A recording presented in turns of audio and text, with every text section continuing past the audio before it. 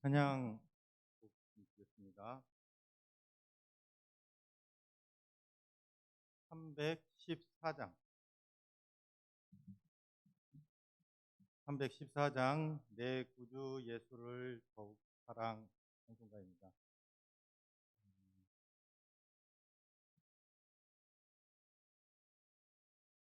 제가 올라오는 시간이 좀 규칙적으로 해야 될 것 같아서 그래야 조금 늦게 오시는 분들 일찍 오실 수 있지 않을까. 20분에 될 수 있으면 올라오도록 하겠습니다. 물론 이제 저 27, 8분쯤에 다시 한번 말씀을 드려야 되겠죠. 314장 내 구주 예수를 더욱 사랑, 이 찬송가는요, 주님께 우리의 사랑을 그대로 고백하는 사랑 고백이라고 보셔도 됩니다. 그래서 사람의 소리가 악기보다 어쩔 수 없이 뛰어난 부분은 감정을 실을 수 있다는 거죠. 우리의 목소리의 진실성, 그걸 표현할 수 있다는 거거든요. 이 찬양을 드리면서 우리가 갖고 있는 그 신앙심의 모습을 그대로 투영시켜 주시면 되겠습니다. 다른 악곡의 해석 필요 없는 것 같아요. 주님을 사랑할 때의 여러분들의 마음 그대로를 이 곡에 한번 실어서 표현해 보도록 하겠습니다. 그렇게 하기 위해서, 더 집중하기 위해서 오늘은 반주도 쉬게 할 거예요. 오직 우리의 목소리로만 이 공간을 울려서 찬양드리도록 할 겁니다. 그래서 방법은 1절은 여성 파트 두 단을 내 구주 예수를 더욱 사랑 엎드려 비는 말 들으소서까지 여성들은 그대로 불러주시고요. 그 다음 이제 셋째 단, 넷째 단은 다 같이. 그럼 남성분들은 쉬시겠죠? 쉬지 말고 허밍 내지는 우자로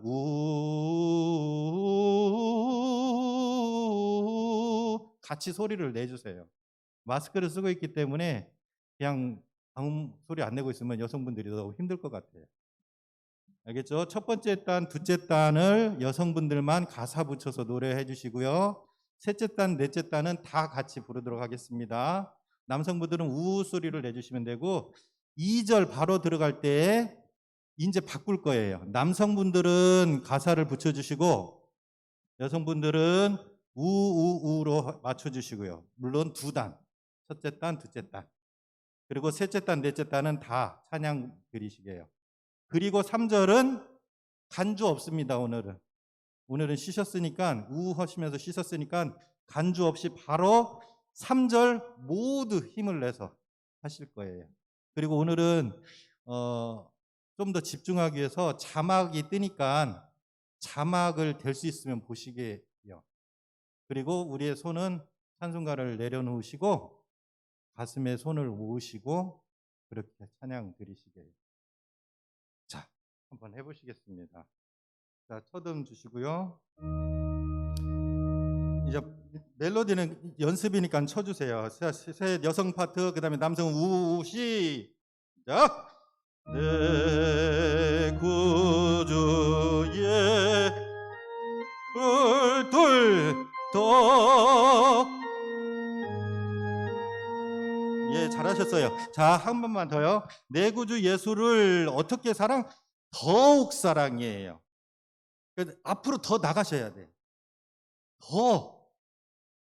그거 좀만 더 주세요 할 때 그 더. 그러니까 내 구주 예수를 더욱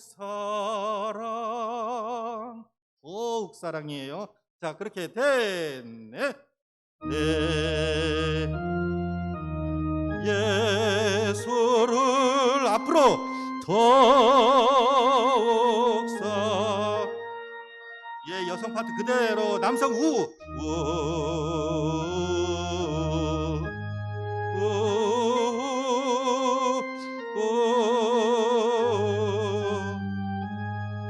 내가 진짜 소원이 그렇죠. 좋습니다. 네.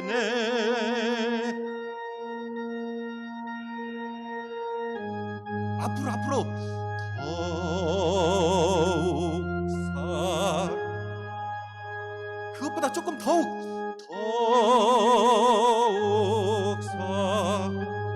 자, 이번엔 남성들 가사 붙여서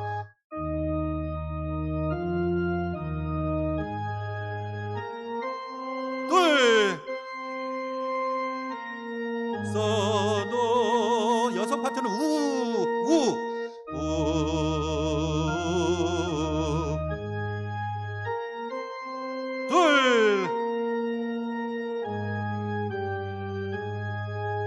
합쳐서요.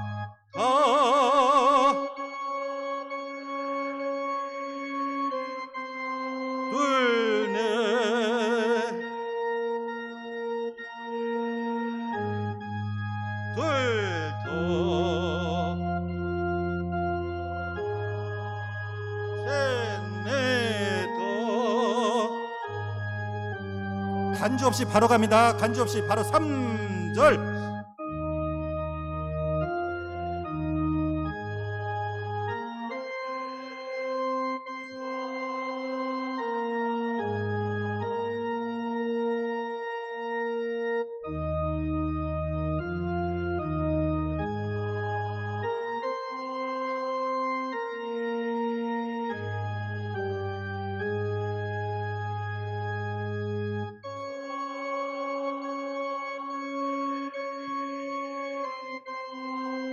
됐습니다. 이렇게 찬양 드리시게요.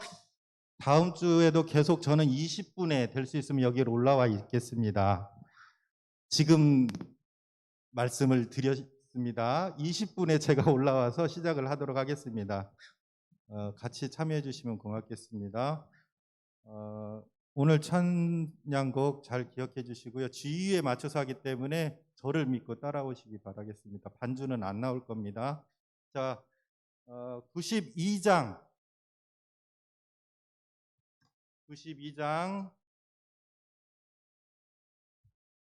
한 절만 4절 한 절만 찬송 드리시겠습니다.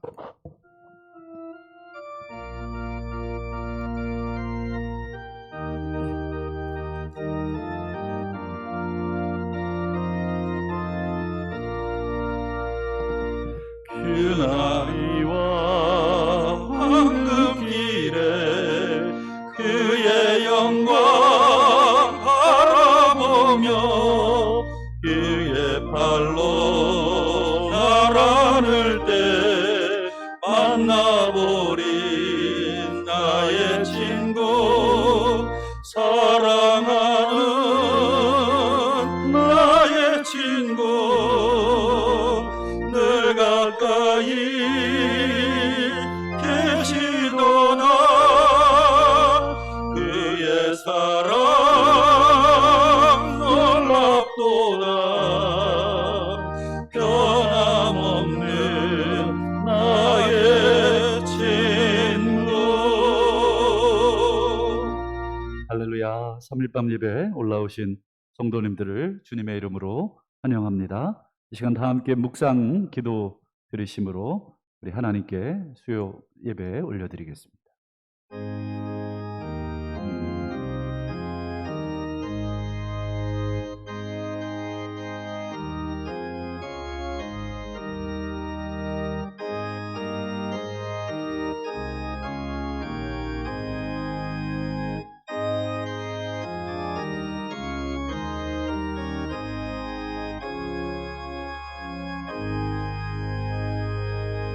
할렐루야. 우리 하나님을 찬양하는 일이 선함이요 찬송하는 일이 아름답고 마땅하도다. 여호와께서 이스라엘의 흩어진 자들을 모으시며 상심한 자들을 고치시며 그들의 상처를 싸매시는도다. 아멘. 하나님, 이 시간도 하나님을 찬양하는 일이 선하고 찬송하는 일이 아름다우며 마땅한 줄로 믿고 고백하는 당신의 백성들이 이 시간 정한 시간을 기억해 모든 생업을 뒤로하고 존전에 올라와 경배드리게 하심을 감사합니다. 우리의 영원한 기쁨이 되어주시는 주 예수 그리스도를 이 시간도 마음껏 찬송하게 하시고 위하여 기도하며 또 주의 말씀을 듣는 복되고 귀한 천국의 자리가 되게 하옵소서. 성삼위 하나님 좌정하셔서 온전한 심령으로 주를 찾는 모든 자의 예배를 아벨의 제사와 같이 연락하여 주시옵소서. 시종을 의탁드리오며 살아계신 예수 그리스도의 이름으로 간절히 기도하옵나이다. 아멘. 다 함께 찬송가 379장 찬송 드리겠습니다.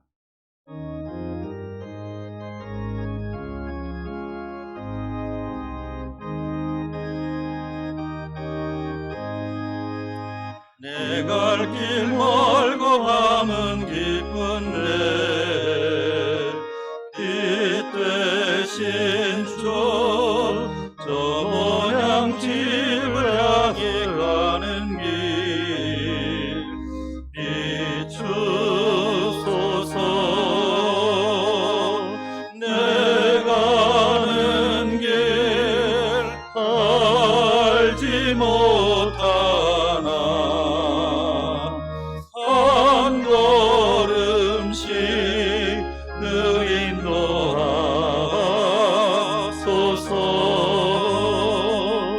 이전에 방탕하게 지낼 때에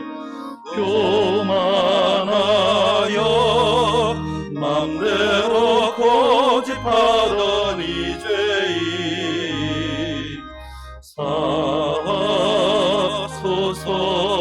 사소서. 내 지은 죄 기억 마시고 주 뜻대로 늘 주장하소서. 이전에 나를 인도하신 주 장래에도 내 앞에 험산 줄령 만날 때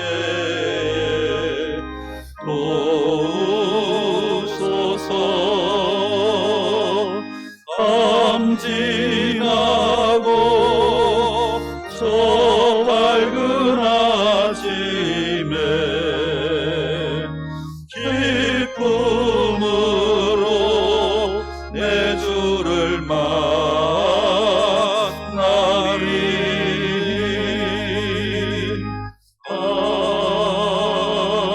아멘. 시간 예배를 위해서 봉옥남 권사님 기도 인도해 주시겠습니다. 지금도 살아계셔서 우리의 모든 것을 보고 듣고 계시는 주님, 주님의 은혜 안에 거하다 수요 예배를 드릴 수 있도록 인도하시니 참으로 감사드립니다. 아멘. 세상 가운데 살면서 건강 문제와 자녀 문제, 그리고 물질, 사랑과의 관계, 그 여러 죄의 문제에 이르기까지 힘들고 지칠 때도 많았지만 그럼에도 주님의 시선은 늘 우리와 함께 하심을 믿게 하시고 주님의 이름으로 이겨낼 수 있도록 하심도 참으로 감사드립니다. 아멘. 사랑하는 주님, 저희는 연약하여 이분은 늘 주님만 믿는다고 사랑한다고 그리고 서로 사랑하겠다고 항상 고백하면서도 어느 것 하나 나의 물질도 시간도 감정까지도 손해보려 하지 않으려 했고 내 의주로만 생각하고 행동했던 연약함을 불쌍히 여겨주시옵소서. 아멘. 이젠 주님의 자녀로 우리의 행실을 보고 믿지 않는 자들에게 또한 귀한 우리 자녀들에게 살아계신 하나님을 전하는 우리 모두가 될 수 있도록 하옵소서. 아멘. 우리의 모든 삶의 기준이 온전히 주님의 말씀이 우리의 머리로만 아는 것이 아니고 우리 삶 속에서 기준이 되게 하옵소서. 아멘. 주님, 저희 교회가 나라를 위해, 교회를 위해, 각국에 흩어져 계시는 선교사님들을 위해, 그리고 수능을 앞두고 있는 우리 귀한 자녀들을 위해, 각 가정을 위해, 개인을 위해 중보 기도를 시작해 하시니 너무도 감사드립니다. 아멘. 시작해 하셨사오니 저희 교회가 이로 인해 성령 주여. 충만한 기쁨이 넘치는 사랑이 넘치는 교회가 될 수 있도록 성령 하나님 도와주시옵소서. 아멘. 또한 주님, 저희 교회가 여름 성경학교와 수련을 계획하고 기도로 준비케 하시고 시작해 하시니 감사하고 감사합니다. 아멘. 코로나로 인해 시간도 프로그램도 마음껏 할 수 없는 참으로 어려움 중에 진행하고 있습니다.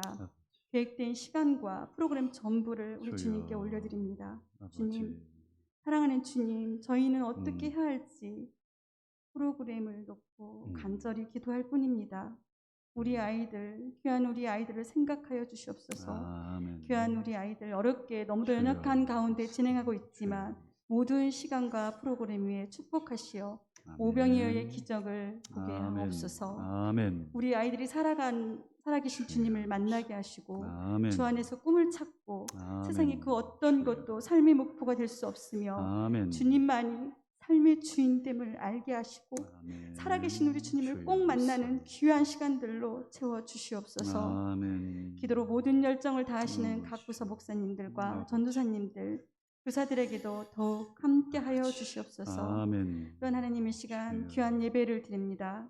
그리고 주님께 또한 저희들이 드리는 찬양이 저희들이 기도가 되게 하시고 아멘. 하나님께 영광 드리는 주여. 시간이 되게 하옵소서. 아멘. 또한 목사님을 통해 전해지는 귀한 말씀이 주여. 우리를 회개의 자리로 이끌어 주시고 네. 묶였던 모든 문제가 주 안에서 주여. 해결받는 놀라운 은혜의 시간이 될 수 있도록 하옵소서. 아멘. 우리 담임 목사님께 함께 하셔서 영육간 강건한 축복으로 날마다 승리케 하시기를 간절히 소망합니다. 아멘. 코로나로 인해 인간의 주여. 연약함을 철저히 보게 하신 우리 주님, 아버지. 더욱 주님 말씀 앞에 민감하게 살게 하시고 아멘. 힘써서 예배 자리로, 기도의 주여. 자리로, 찬양의 자리로 나올 수 있도록 우리를 주여. 날마다 세워주시기를 간절히 기도하고 아멘. 소망합니다. 세상 끝날까지 우리를 사랑해 주시겠다고 약속해 주신 주님의 사랑을 온전히 의지하며 귀하신 예수님 이름으로 기도합니다. 아멘.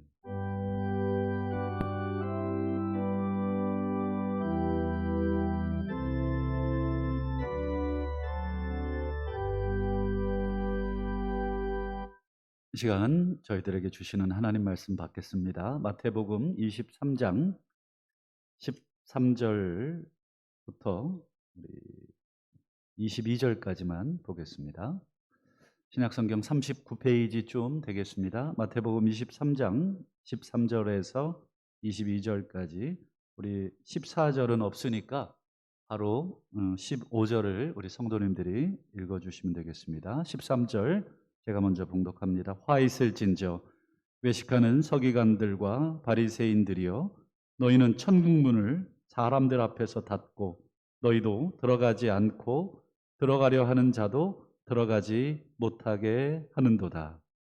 화 있을진저 외식하는 서기관들과 바리새인들이여, 너희는 교인 한 사람을 얻기 위하여 바다와 육지를 두루 다니다가 생기면 너희보다 배나 더 지옥 자식이 되게 하는도다.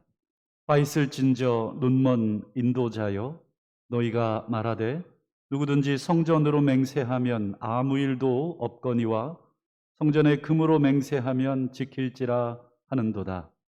어리석은 맹인들이여, 어느 것이 크냐? 그 금이냐? 그 금을 거룩하게 하는 성전이냐? 너희가 또 이르되 누구든지 제단으로 맹세하면 아무 일 없거니와 그 위에 있는 예물로 맹세하면 지킬지라 하는도다. 맹인들이여, 어느 것이 크냐? 그 예물이냐? 그 예물을 거룩하게 하는 제단이냐? 그러므로 제단으로 맹세하는 자는 제단과 그 위에 있는 모든 것으로 맹세하며, 또 성전으로 맹세하는 자는 성전과 그 안에 계신 이로, 함께 보시겠습니다. 또 하늘로 맹세하는 자는 하나님의 보좌와 그 위에 앉으신 이로 맹세함이니라. 아멘. 이 시간 우리 다 함께 자리에 일어나셔서 우리 찬송가 314장 1절, 2절, 3절 우리 간주 없이 곧바로 우리 찬송 하나님께 영광 올려드리겠습니다.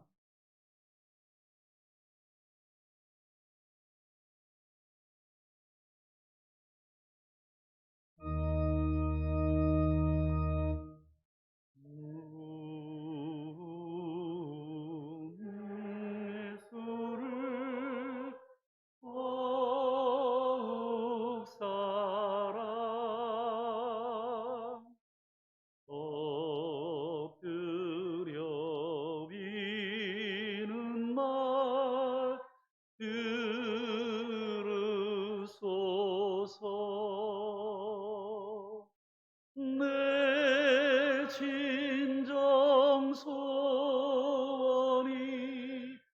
내 구주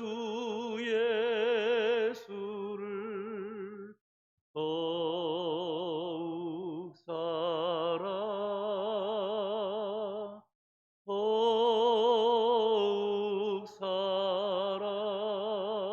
더욱 이전의 세상 나 기뻤어도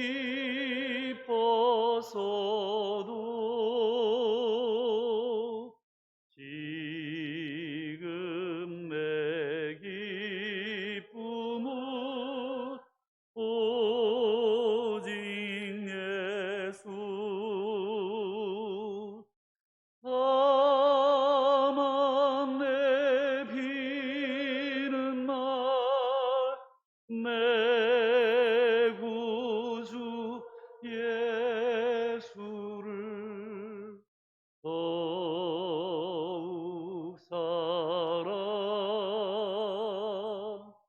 더욱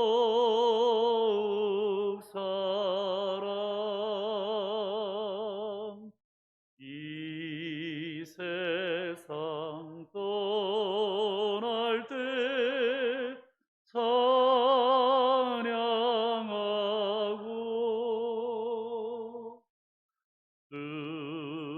뜸질 때 하는 말 이것일세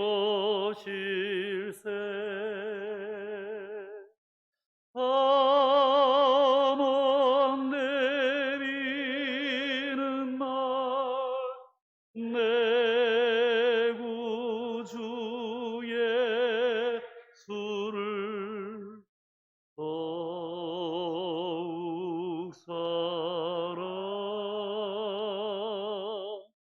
더욱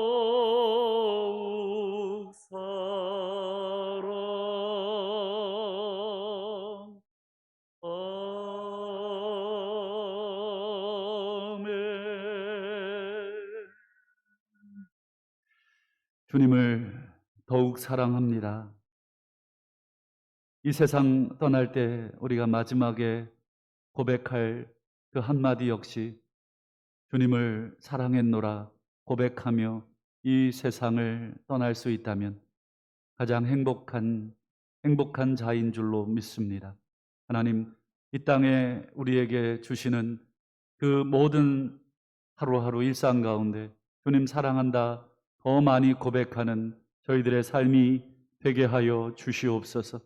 세상 즐거움으로 우리가 만족할 것 아니라 주님 주시는 성령의 즐거움으로 우리의 심령을 가득 채워 주시옵소서. 하나님, 이 시간도 주의 말씀의 능력이 있음을 믿습니다.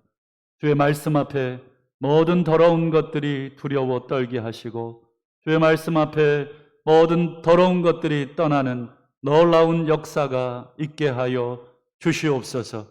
우리의 영혼을 묻고 있고 우리의 정신을 묻고 있으며 우리의 육체를 묻고 있는 모든 연약함들이 주의 말씀 앞에 떠나는 놀라운 시간들 되게 하여 주시옵소서. 주의 말씀을 사랑하는 종들이 이 시간 주의 말씀 앞에 조아려 앉았사오니 주여 이 시간도 하늘의 음성을 들려주시며 생명의 말씀으로 저희들의 주린 심령을 채워 주시옵소서. 시종을 의탁드리오며 살아계신 예수님의 이름으로 간절히 기도하옵나이다. 아멘. 할렐루야. 우리 좌우로 한번 반갑게 인사하시면 좋겠습니다. 잘 오셨습니다. 무더위에 건강 조심하시기 바랍니다. 완전히 뭐 밤에 잠을 막 뒤척뒤척 하는 것 같아요. 새벽에 보니까 제가 방바닥에 뒹굴고 있더라고요. 너무 더웠는지 저도 모르게 이제 아마 찬데를 찾아서 뒹굴고 있었던 것 같습니다. 제가 몸에 열이 많아서 이게 이제 아마 시원한 것을 본능적으로 찾는데 수분 자주 섭취하라 그러는데 이게 가만히 있어도 이 수분이 빠져나가나 봐요. 그렇죠? 물 많이 드시고 또 너무 뜨거운데 오래 있지 않도록 건강 조심하시기를 주의 이름으로 축원합니다. 오늘은 지난주에 이어서 오늘은 좀 예수님이 좀 무섭게 느껴지는 그런 시간인데, 우리 지난주에 예수님께서 서기관들과 바리새인들 몇 가지 책망을 하셨었잖아요. 그들의 말하는 건 듣지만 그들의 행위는 본받지 말라. 뭐 여러 가지 쭉 얘기하신 것 중에 그들은 말만 하고 손가락 하나도 움직이지 않는다. 그리고 사람들에게 이렇게 보여지고 또 칭찬받는 거 좋아한다. 또 윗자리, 이런 상석, 이런 거 좋아한다. 어쨌든 그런 것들을 예수님께서 이제 책망하시고 또 지적을 하셨었습니다.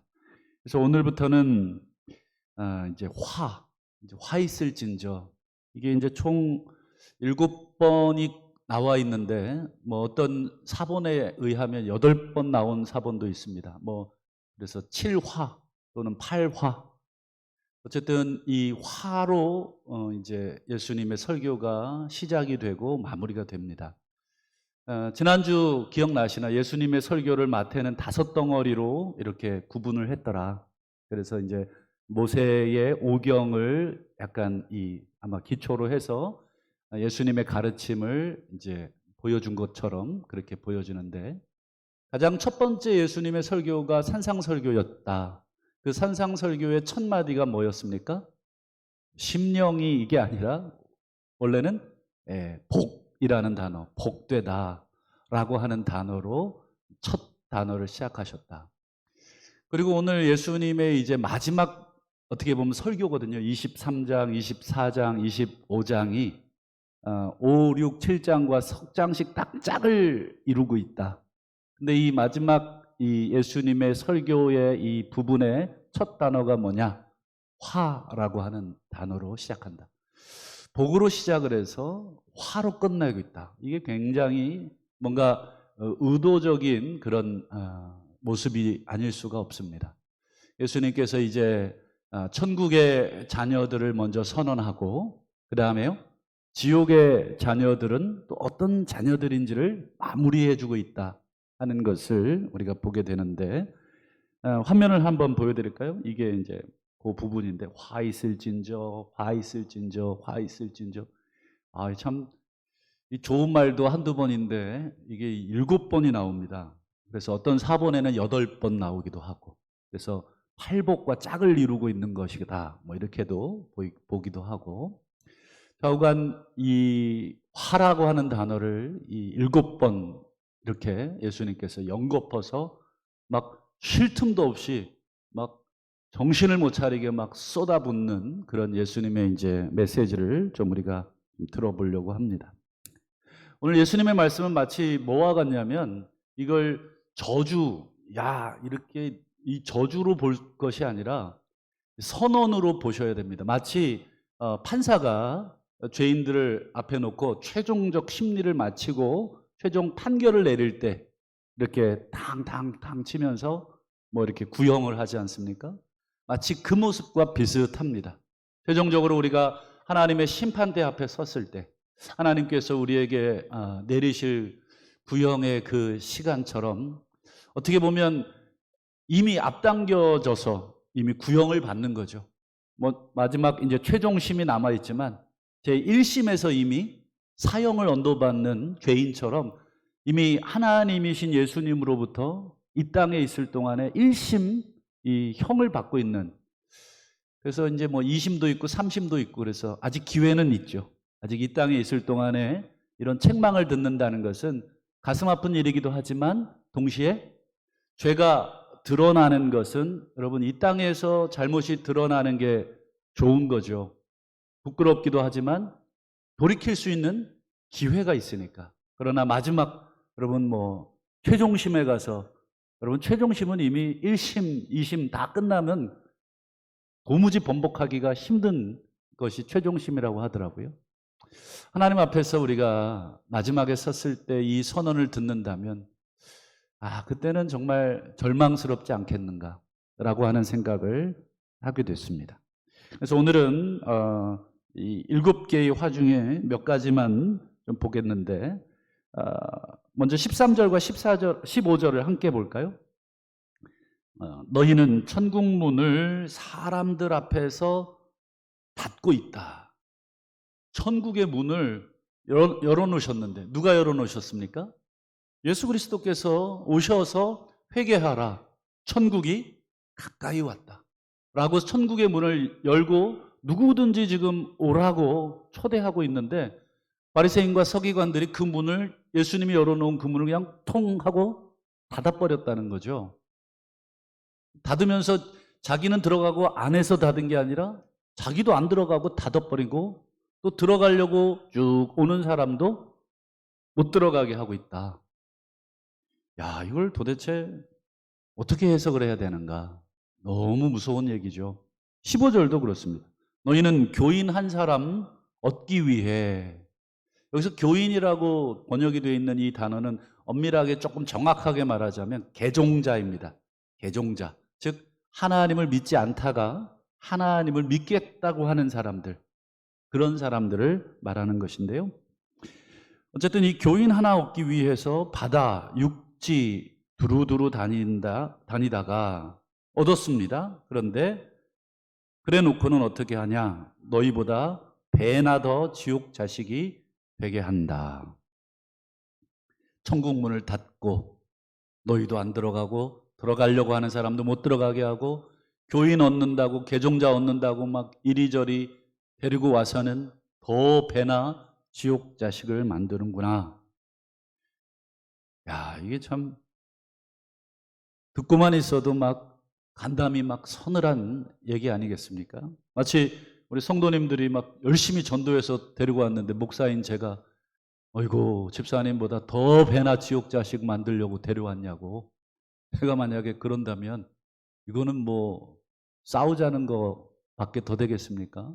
예수님도 지금 굉장히 무시무시한 얘기를 하고 있는 거죠. 여러분 13절 15절은 한마디로 표현하면 서기관과 바리새인들이 지금 무슨 짓을 하고 있다는 것입니까? 다른 사람의 신앙을 무너뜨리고 있다라고 하는 거죠. 너희도 그 신앙 안에 들어오지도 않고 다른 사람도 그 신앙 안에 들어오지 못하도록 하나님의 백성이 너희도 되지 않고 다른 사람도 하나님의 뜻에 순종하지 못하는 그런 사람 만들고 있다.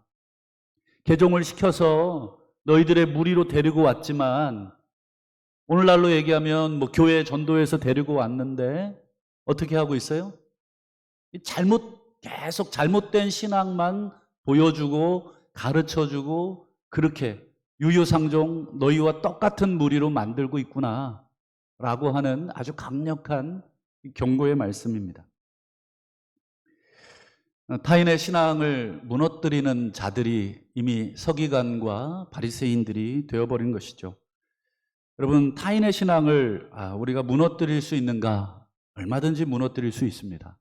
타인의 신앙을 세우기도 하지만 동시에 무너뜨리기도 하는 것이 바로 우리 존재입니다. 디모데후서 2장에 보면 사도 바울이 잘못된 교리로, 잘못된 진리로 어떤 사람들의 믿음을 무너뜨리고 있는 것을 한번 책망하신 적이 있어요.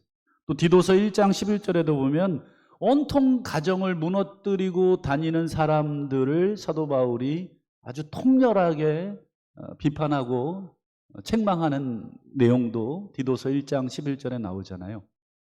또 로마서 14장에도 보면 너희가 하나님의 일을 무너뜨리고 있다. 중요하지도 않은 것 때문에 하나님의 교회와 하나님의 일을 쑥대밭을 만들고 있다. 그게 뭔 줄 아세요? 음식 문제였어요. 음식. 누군가가 우상에게 드린 제물을 먹었다 안 먹었다 이거 가지고 논쟁이 붙은 거거든요. 여러분 제사 음식 먹어도 돼요? 안 돼요? 돼요. 왜 안 됩니까? 귀신에게 바쳐졌다고 해서 안 드십니까? 모든 음식은 하나님이 우리에게 양식으로 주신 겁니다. 그런데 여러분 나는 먹을 수 있는 믿음도 있고 그 신학적으로나 신앙적으로 뭐 전혀 거리낌이 없는데 지나가던 A 집사가 보고 아이고 목사님 제사 음식 잡수네요. 아이고 저 시험에 들어서 교회 안 나올랍니다. 그래버리면 제가 어떻게 하면 되겠습니까? 나오든가 말든가. 당신이 알아서 해결할 문제니까 알아서 해결해라. 이러지 말라는 거죠. 그러냐? 아이고, 저는 먹을 수 있는 양심이 있었는데 집사님은 아직 그러십니까? 제가 그러면 제사 음식은 제가 먹지 않겠습니다. 뭐 이러면 되는 거라는 거예요. 근데 그거 가지고 뭐 하나님의 말씀으로 진리가 어떻고 뭐 이래가지고 무너지면 어떻게 되느냐. 뭐 이런 얘기들을 사도 바울이 했죠. 결국 공동체, 가정, 개인, 이 모든 것들이 다 세워지기도 하고 무너지기도 하는데 서기관과 바리새인들은 어떤 역할을 합니까? 무너뜨리고 있다. 마태복음 여러분 7장 21절을 화면을 통해서 볼까요? 나더러 주여 주여 하는 자마다 다 천국에 들어갈 것이 아니요 다만 하늘에 계신 내 아버지의 뜻대로 행하는 자라야 천국에 들어간다. 지금 서기관 바리새인들이 천국의 문 앞에서 문을 닫아버렸는데 사실은 본인들도 사실은 못 들어가요.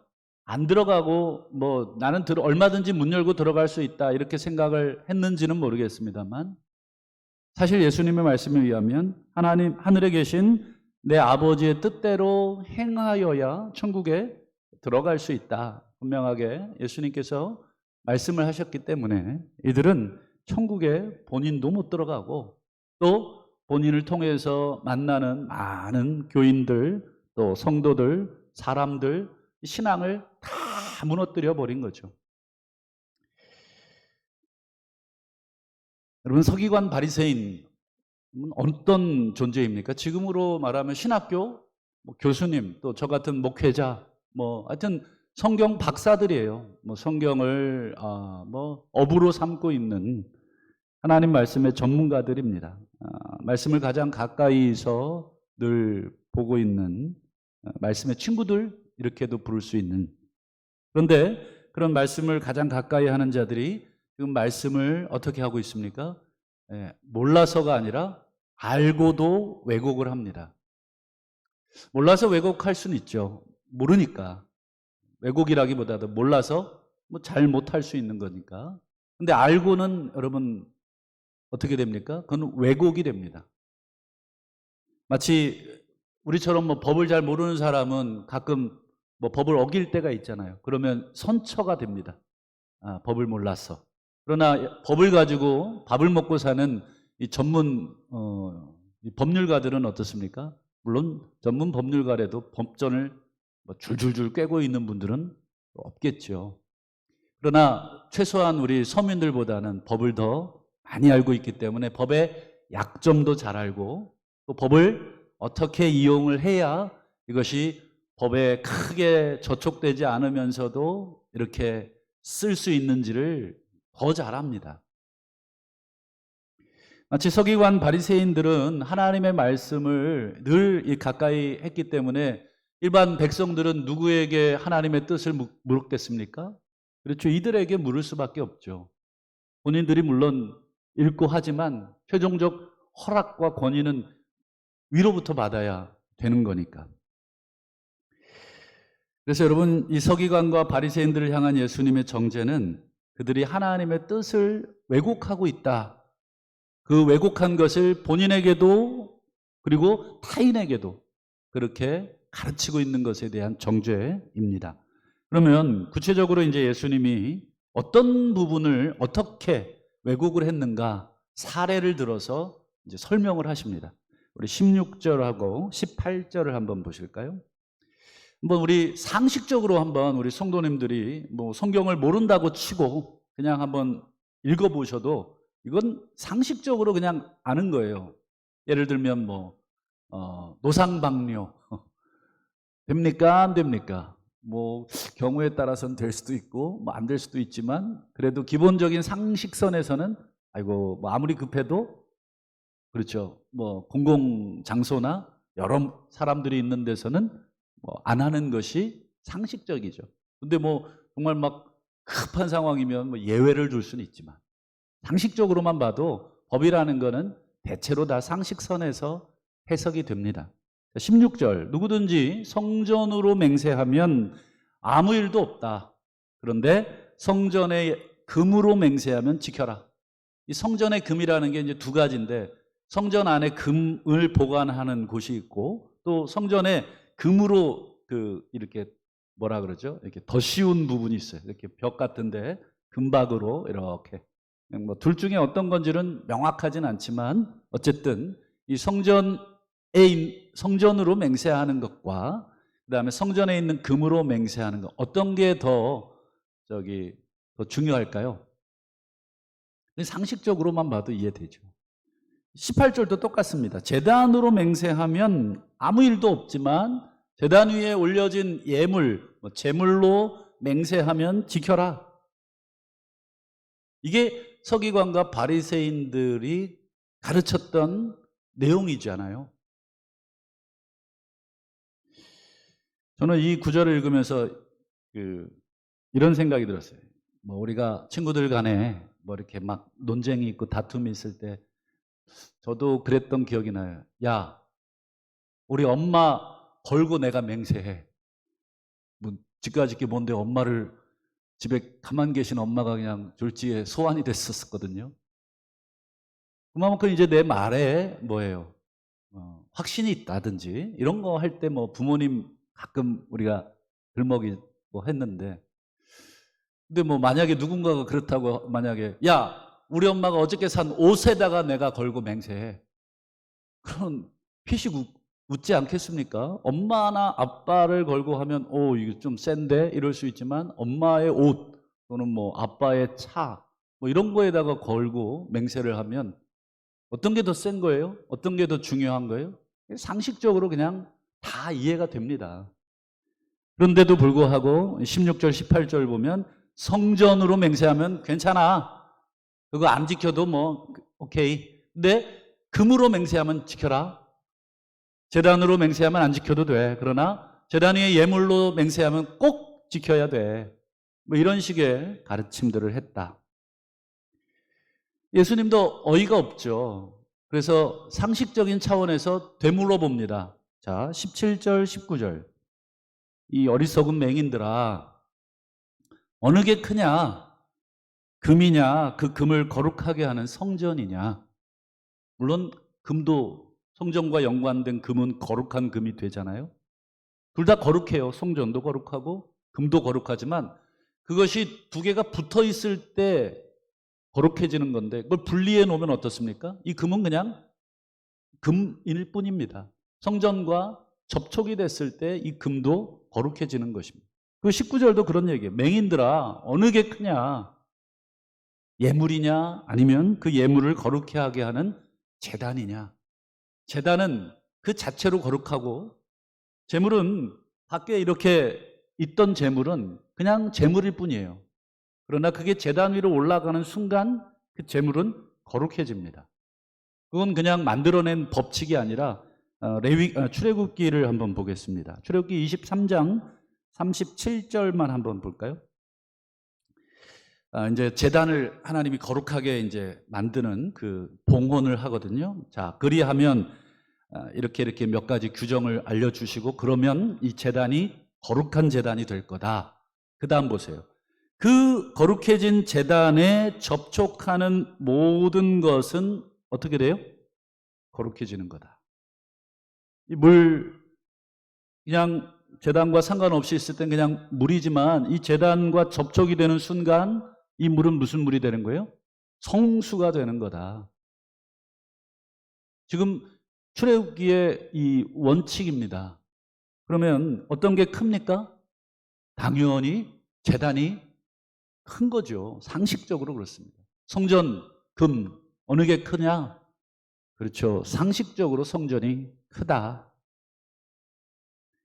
여러분, 서기관과 바리새인들이 이 출애굽기 29장 37절 이 구절을 몰랐을까요?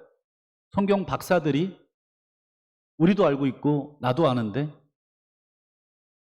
모를 리가 없어요. 당연히 제사와 관련된 구절들은 실수하지 않기 위해서 수시로 묵상하고 조심하고 늘 배우고 가르치는 구절입니다.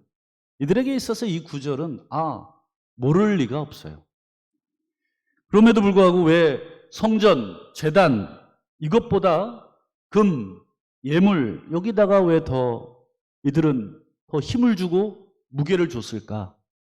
어떻게 생각하십니까?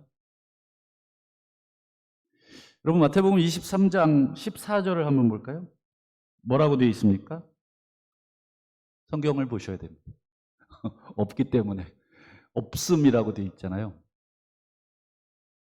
이게 왜 없는 거를 굳이 왜 없다고 써놨을까요?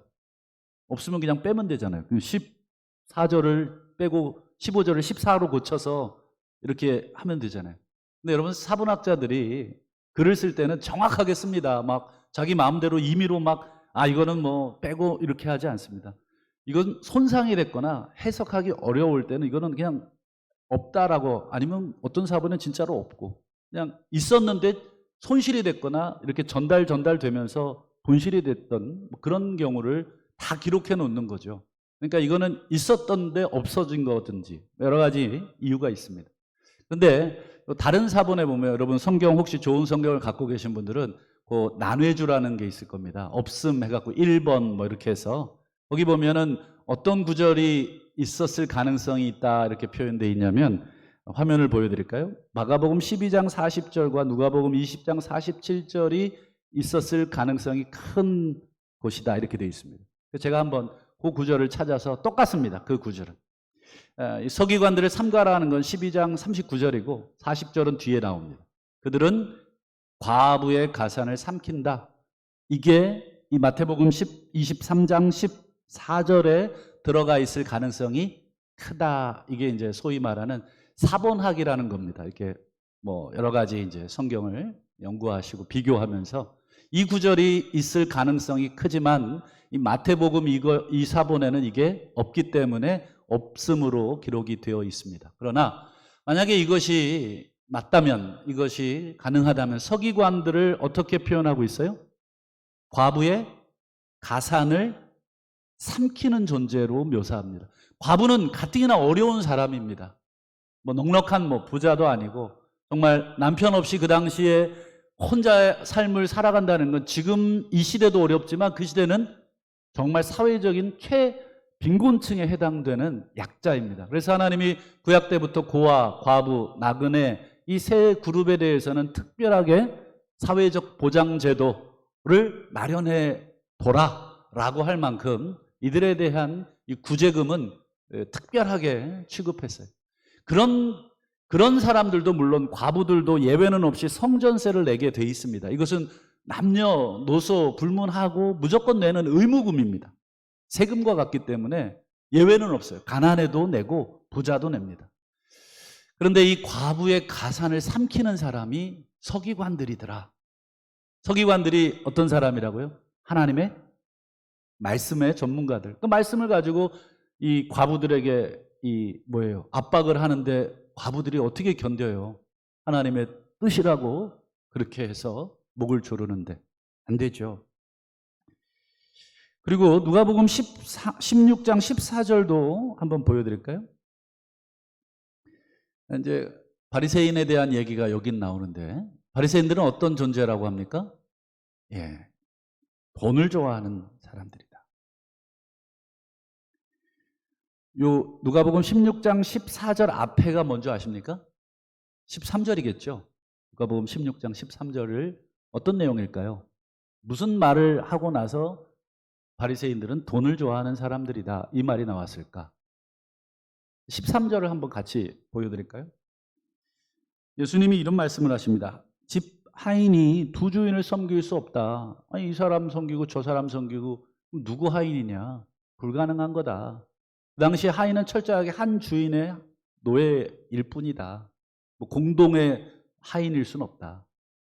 그러면 사실은 말씀이 너희가 하나님과 재물을 주인으로 동시에 겸해 섬길 수가 없다. 너희는 하나님의 종이든지 그 다음에요 재물의 노예든지 둘 중에 하나지, 나는 하나님하고 재물을 이렇게 같이 할 수 있어 이렇게 할 수가 없다. 이 말을 예수님이 설교로 딱 하시자마자 14절 보세요. 바리새인들이 돈을 좋아하는 사람입니다. 그 예수님의 이 말씀을 듣고는 어떻게 했다고요? 예, 비웃었다는 것입니다. 얼마나 이 예수님의 이 말씀을 하찮게 여겼는지, 그리고 자기들의 어떤 이권과 관련돼서 예수님을 배척을 했는지를 명확하게 보여주는 구절입니다. 자, 그럼 다시 질문하겠습니다. 여러분, 왜 서기관과 바리새인들이 성전, 제단, 으로 맹세하면 괜찮아? 그런데 성전의 금, 제단의 예물로 맹세하면 지켜? 이렇게 얘기했을까요? 왜 사람들에게 금, 예물, 이것을 더 성전, 제단보다 중요시 여겼을까? 서기관과 바리새인들은 어떤 존재입니까? 과부의 가산을 삼키고 돈을 좋아하는 자들이기 때문입니다. 그래서 명확합니다. 성경에 그들이 어떤 존재인지를. 그들은 아마 그렇게 보이지 않기 위해서 여러 가지 포장을 했을지 모르지만, 성경은, 하나님은, 예수님은 그들의 내면을 정확하게 보셨습니다. 겉으로는 하나님을 섬기는 듯, 하나님의 말씀을 가르치는 듯 보였지만 그들은 결국 속으로 물질적 가치가 전부였던 사람들이 되겠습니다. 그래서 그들은 금과 예물로 맹세하면 지켜라 라고 하는 그런 가르침을 만들어낼 수가 있었습니다. 이런 서기관, 바리새인들의 이 모습은 이들 시대에만 모습이 아니라 그 전 시대, 구약 시대의 미가 선지자 시대에도 그런 모습들이 기록이 되어 있습니다. 미가서 3장에 보시면 명확하게 기록합니다. 3장 11절이죠.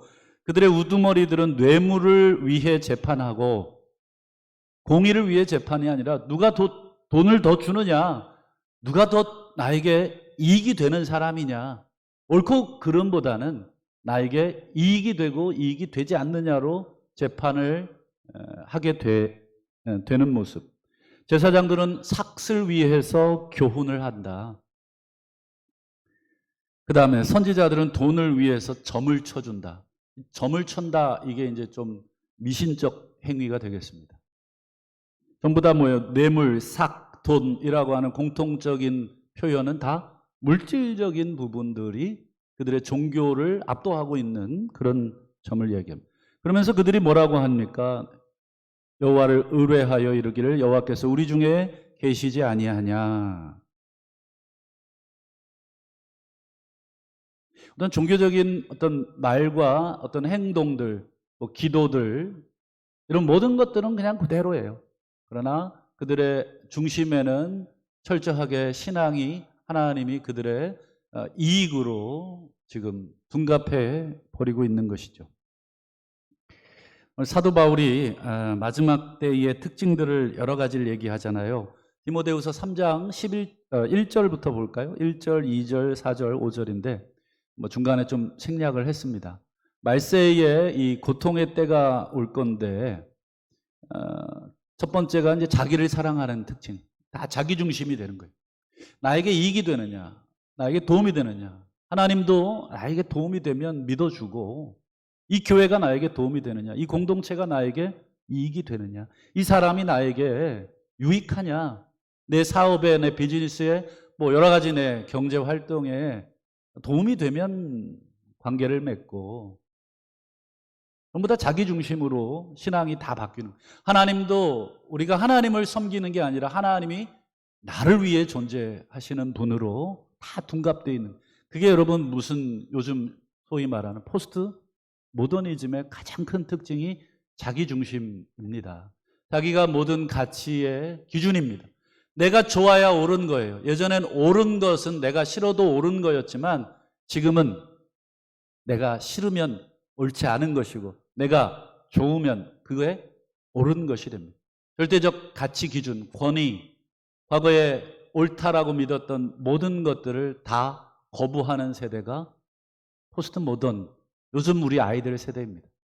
그래서 누군가가 권위 있는 자의 말을 뭐라고 듣습니까? 간섭으로 듣죠. 여러분, 그들에게 복음을 전한다. 수천 년 전에 이 하나님의 말씀은 고리따분한 말씀이 됩니다. 자신을 억압하는 그런 것, 페미니즘의 시각으로 보면 이 말도 안 되는 남녀 차별의 시각으로 성경을 보게 되죠. 두 번째 특징이 돈을 사랑한다.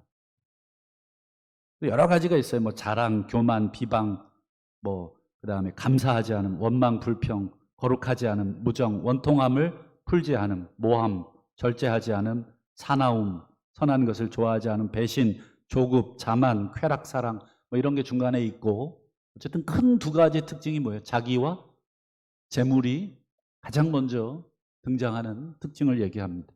그러면서 뭐라 그래요? 하나님 사랑보다, 하나님의 권위보다, 하나님의 기준보다 더 위에 있는 거예요.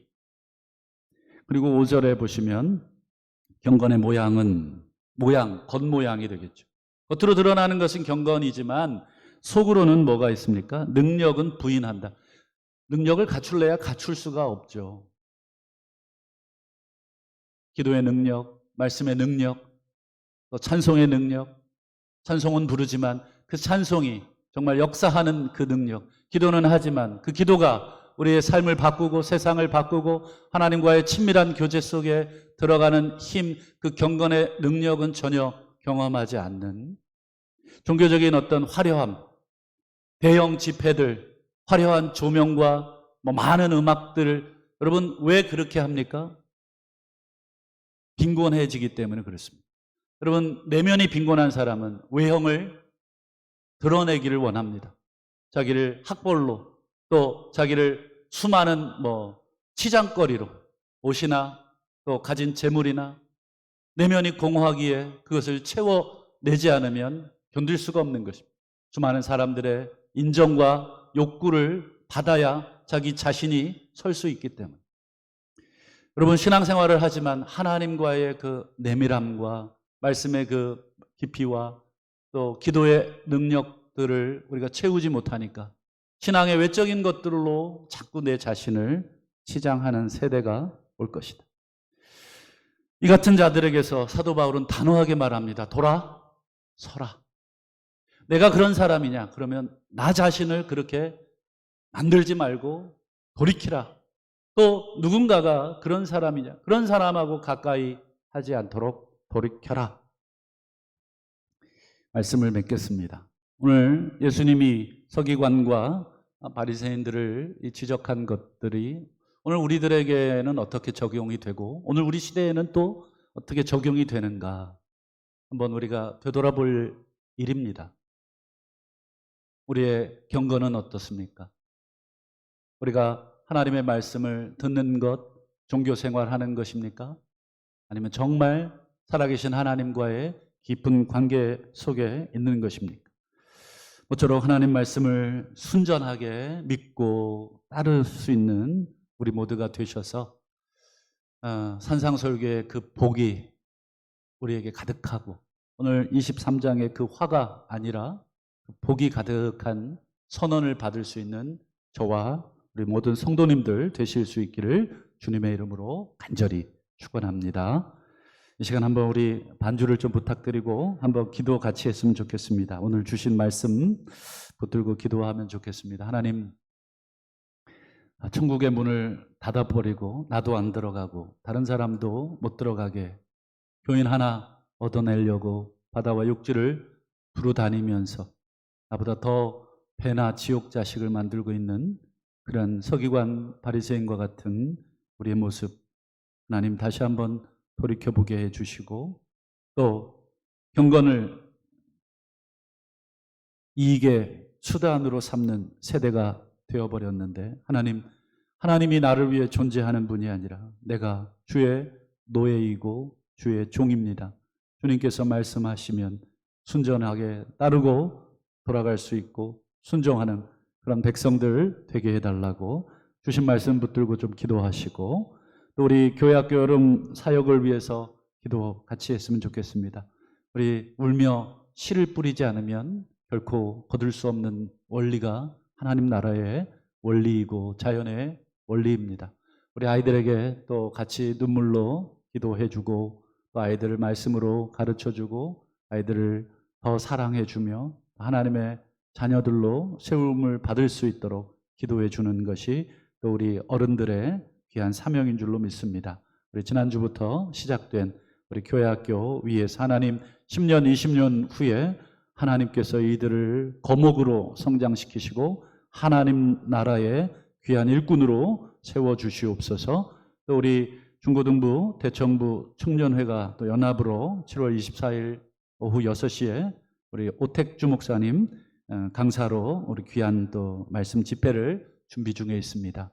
주여 말씀하시옵시고 또 강사 목사님을 주께서 장중에 붙드셔서 그의 혀를 사용하시고 또 그의 능력을 사용하셔서 하나님의 진리의 말씀이 우리 청년들의 심령에 올곧게 뿌려지는 놀라운 시간이 되게 하여 주옵소서. 이 시간 우리 두 가지 제목 말씀 놓고 또 우리 여름 사역을 놓고 이 시간 우리 주여 한번 부르짖고 다 같이 한번 기도하겠습니다.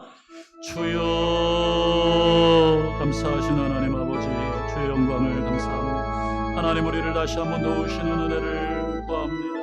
하나님 경건의 모양은 있으나 경건의 능력을 부인하는 세대 가운데 우리가 살고 있지는 않습니까? 하나님 아버지 우리를 다시 한번 도우시고 하나님 아버지 말씀의 종들로 다시 한번 거듭날 수 있도록 도와주시기를 원합니다. 아버지 하나님 부족한 정의 다시 한번 말씀을 가르치며 아버지 하나님 말씀을 전파하고 있는데 아버지 혹 제 자신의 아버지 그런 더러운 이익을 탐하는 종이 되지 않도록 도와주시고 하나님 앞에 온전한 모습으로 설 수 있도록 아버지 인도해 주시기를 간절히 빌고 나오니 하나님이여 도우시고 인도하시옵소서. 하나님 바르게 하시는 하나님의 은총을 다시 한번 우리가 덧입을 수 있도록 도우시고 치료하시고 회복시키시는 하나님의 은총과 섭리를 우리가 경험할 수 있기를 원하오니 하나님이여 우리를 도우시고 인도하여 주시기를 간절히 빌고 나오니 아버지 인도하여 주시옵소서. 아버지 함께하여 주시옵소서. 우리 교회학교 자녀들 아버지 앞에 온전히 올려드립니다. 아버지 그의 영광을 우리 자녀들에게 보여주시기를 원하옵나이다. 아버지 하나님 우리 자녀들이 하나님의 말씀 가운데 온전히 수용을 볼 수 있도록 아버지 도우시고 인도하셔서 하나님이 기뻐하시는 귀한 자녀들로 다음 세대 자녀들로 성장할 수 있기를 원합니다. 다른 세대가 일어나지 않기를 원합니다. 하나님 다음 세대가 말씀의 세대가 온전히 세워져 하나님의 청년들이 새벽 이슬과 같이 일어나게 하시고 아버지께서 기뻐하시는 놀라운 일들이 일어날 수 있도록 우리 아버지 하나님 도우시고 인도해 주시기를 원하옵나이다. 하나님 자녀들 불쌍히 여겨주시고 하나님 우리 자녀들 말씀에 다시 한번 하나님의 은혜의 말씀에 부탁하오니 주여 가르치는 모든 자들과 아버지 만들 말씀자들이 성령의 능력을 덧입어 성령을 부으셔서 아버지께서 원하시는 귀한 세대들이 일어나 아버지 다음 세대를 묻히게 하시고 일생을 묻히게 하시고 아버지 어려운 세상 자기를 사랑하고 돈을 사랑하며 무정하며 원통하며 거룩하지 아니하는 이 세대 가운데 하나님의 세대로 온전히 세워질 수 있도록 우리 아버지 하나님 인도해 주시옵소서. 감사하신 하나님 이 시간도 저희들 주신 말씀을 저희들에게 적용합니다.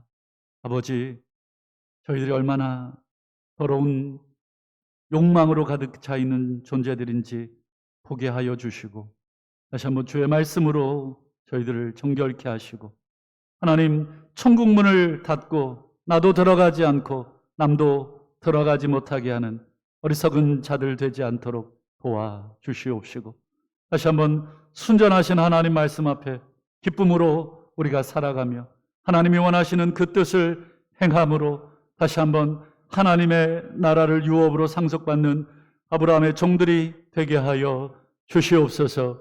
하나님 여름 사역이 진행 중에 있습니다. 성령 하나님 주께서 다시 한번 이들을 만져 주시옵소서. 성령을 물과 같이 기름 붓듯 부어 주시옵소서. 우리 자녀들이 환상을 보게 하시고 미래를 보게 하시고 주의 말씀을 듣게 하여 주시옵소서. 하나님 악한 자가 와서 말씀의 씨앗을 삼키지 않게 하여 주시옵소서. 세상의 걱정과 염려로 말씀의 기운이 막히지 않도록 아버지 하나님 인도하여 주시옵소서. 하나님 말씀을 받고 순종함으로 하나님 100배의 결실을 맺는 놀라운 우리 자녀들 되게 하여 주시옵소서. 우리 부모들 엎드려 기도합니다. 하나님의 은혜만을 구하오니 주여 불쌍히 여겨 주시옵시고 믿음의 다른 세대가 일어나지 않게 하시고 다음 세대가 일어나게 하여 주시옵소서. 우리를 통하여 하나님의 나라의 씨앗들을 온전히 뿌리는 아버지 하나님 농부의 마음을 허락하여 주시옵소서. 감사하옵고 예수님의 이름으로 기도하옵나이다. 아멘. 이 시간 말씀 생각하시면서 찬송가 463장 신자되기 원합니다. 우리 찬송하고 찬송하겠습니다.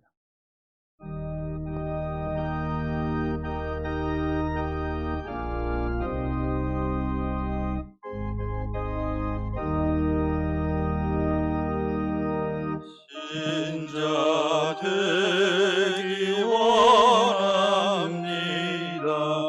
진심으로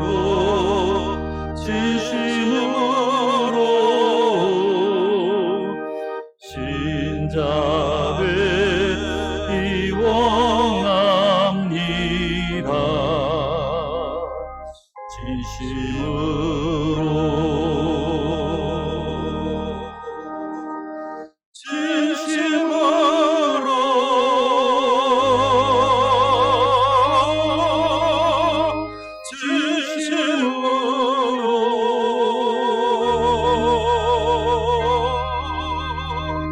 신자 되기 원합니다.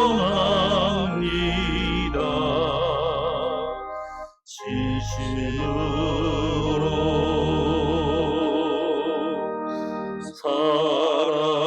사랑하기 원합니다. 진심으로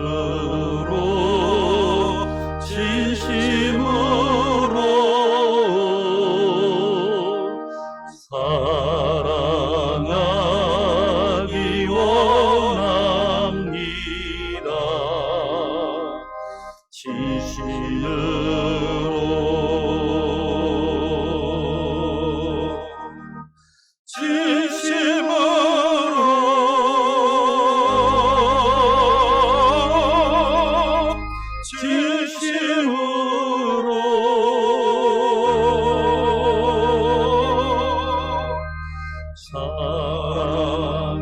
사랑하기 원합니다. 진심으로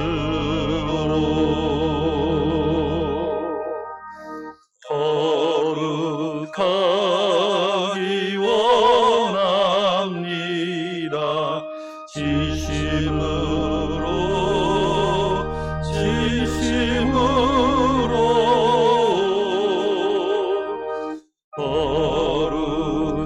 거룩하기 원합니다.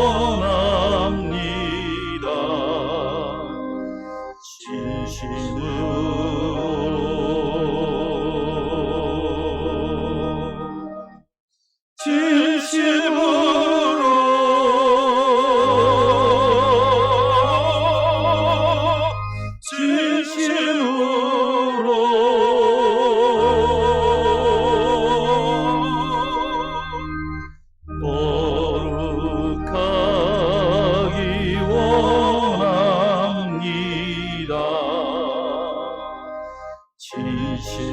진심으로 예수 닮기 원합니다. 진심으로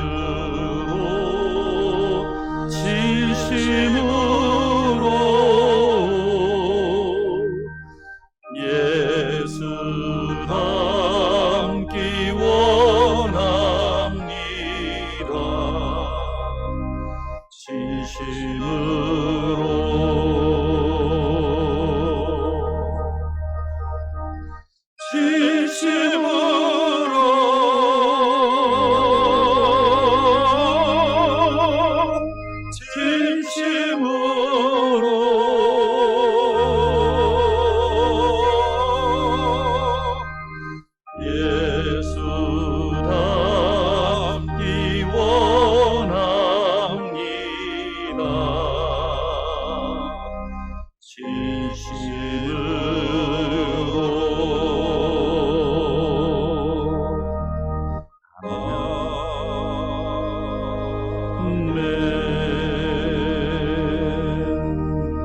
진심으로 신자되고 또 거룩하고 예수 닮기 원합니다. 교회 소식 한 가지만 알려드리겠습니다. 예배 후에 우리 지구장, 부지구장, 구역장, 권찰 모임이 본당에서 있겠습니다. 기도하겠습니다. 하나님, 이 시간도 존전에 올라올 때 일할 수 있는 건강 주시고 일자리를 허락해 주심을 감사하여 10의 1조를 구별하여 드립니다. 또한 선교 헌금으로 구별하여 드립니다. 우리 하나님 아버지, 드린 이 헌금을 주님께서 불쌍히 여겨주시고 하나님 의지하며 살아가는 모든 인생이 되게 하시며 하나님께서 양식을 주시는 줄로 믿고 우리의 삶을 온전히 의탁드리며 살아가는 복된 성도가 되게 하여 주시옵소서. 이제는 우리 주 예수 그리스도의 은혜와 하나님 아버지의 사랑과 성령의 교통하심이 오늘 3일 밤 예배로 올라와 경배드리는 사랑하는 모든 성도들 위에 이제로 영원토록 함께 있을지어다. 아멘.